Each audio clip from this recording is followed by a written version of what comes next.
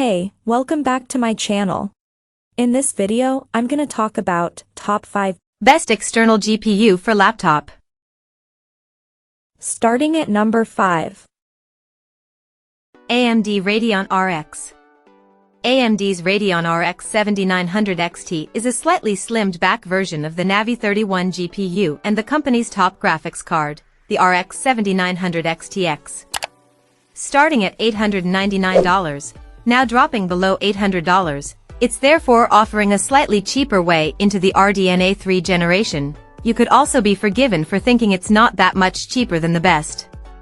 The RX 7900 XTX is priced tantalizingly close at $999, and there's always the RTX 4080 Super to think about. Now it's priced the same. So why would you pick up the cheaper RX 7900 XT? That's a good question, and I'm not sure I have a good answer, apart from the price. The RX 7900 XT outperforms AMD's previous top card, the RX 6950 XT, in every benchmark I tested, and by a good margin, too. Considering the RX 6950 XT launched at over $1,000, and now sits around $800, maybe less, that's a point of pride for the RX 7900 XT. Overall, I'd say there are a few things the RX 7900 XT does well. For starters, it appears to be a good upgrade on even the RX 6950 XT, and considering the price difference between the two at launch, that's a good sign of AMD's progression with the RDNA 3 architecture. The reference cooler on this also seems pretty capable for the price, with temperatures running relatively cool considering its performance. There are a few times when the differences between the XT and XTX are minimal, and the performance delta practically non-existent. The XT is also the much more efficient and cooler running of the two. Generally, though, you get what you pay for with the higher-end XTX card, if not a bit more. Is it better than an RX 6950 XT? Yes.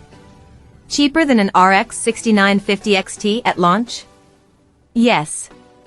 An RTX 4080 Super competitor? Nope. Is it worth saving your money on this instead of the XTX? Probably not. It's a good 4K graphics card if you look at the frame rates in isolation, but with a generally much better card right there for the taking, you best believe I'm going to want to find the extra $100 somewhere in my build and pick up the XTX or the RTX 4080 Super instead. Coming at number 4. AMD Radeon RX. The best AMD graphics card right now is easily the Radeon RX 7900 XTX. We're used to seeing GPU generations that arrive on smaller process nodes, redesigned architectures, larger caches, reworked shaders, more memory, the list goes on.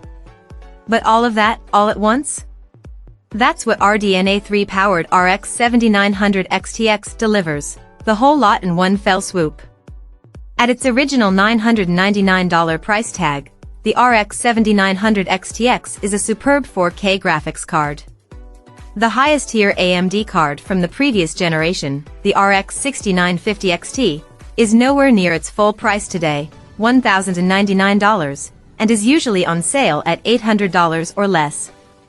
The newer RDNA 3 card has enough pace to justify its higher price by comparison, as it generally outperforms the older RDNA 2 card by 20% and in some games, a whole lot more.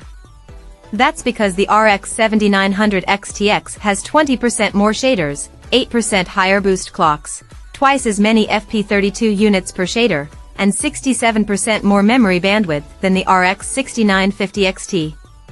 The increase in memory capacity from 16 GB to 24 GB with the RX 7900 XTX is also a nice bonus, and the ray tracing performance on RDNA 3 is much more convincing to make me part with my money. At number 3. Nvidia GeForce RTX.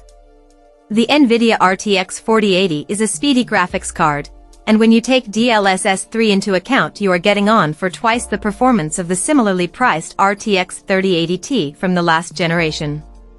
But reviewing the RTX 4080 is tougher than being Jensen's spatula wrangler. For a start, it's been pretty much entirely superseded by the RTX 4080 Super, a card that basically cuts the retail price of the original model while also delivering blink-and-you'll-miss-it performance gains. Seriously, we found the Super version to be just 1% faster than the OG at 1440p, and around 2% faster at 4K. That's practically margin of error differences, but the fact that the RTX 4080 Super has a $200 cheaper MSRP means you shouldn't really pick up the RTX 4080 Standard unless you can find one cheaper than the Super variant. However, if you do manage to find a good deal, you'll also find that the RTX 4080 comfortably outperforms the similarly priced cards from the previous generation, most notably the $1,200 RTX 3080 Ti, and therefore really hit that gen-on-gen performance uplift we craved back when the card was released. But in all honesty, of neither these GeForce cards should ever have been a $1,200 GPU. Number 2 of my list. Nvidia GeForce RTX. Less is more, right? I mean, technically the RTX 4080 Super is actually more is less when you consider you're now getting the full AD103 GPU for less cash. But it's the pricing change which is the real kicker for the new card, as it's the only tangible difference.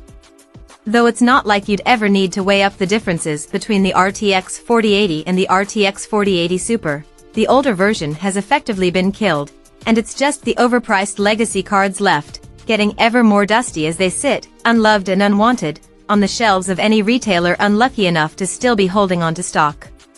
So, it's all about weighing up how much of a difference that price cut has made to the positioning of the RTX 4080 Super. Let's be honest, with a $999 MSRP, it's still nobody's idea of cheap, and arguably should still be cheaper than what we're left with here.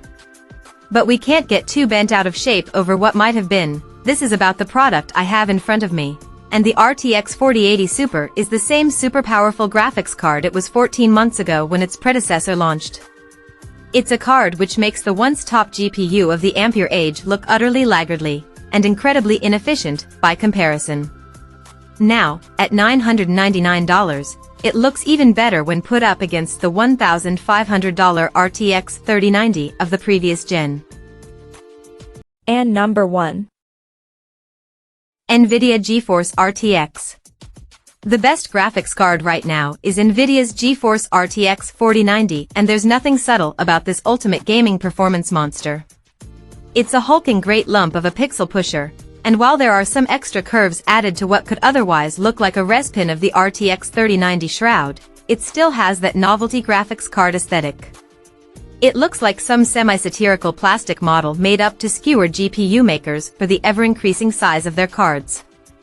But it's no model, and it's no moon. This is the vanguard for the entire RTX 40 series GPU generation, a complete beast of a gaming component that leaves all others in the dust.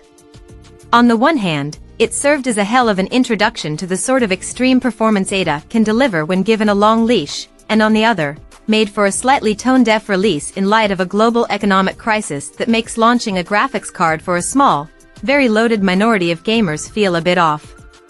But we can't ignore it for this guide to the best GPUs simply because, as it stands today, no alternative to the RTX 4090 can get anywhere close to its performance. It's unstoppable and will stay ahead of the pack given that AMD's highest performance graphics card, the RX 7900 XTX, is more of an RTX 4080 competitor. Check out this video description for latest price and more informations. Thank you for watching this video. Please subscribe and stay tuned.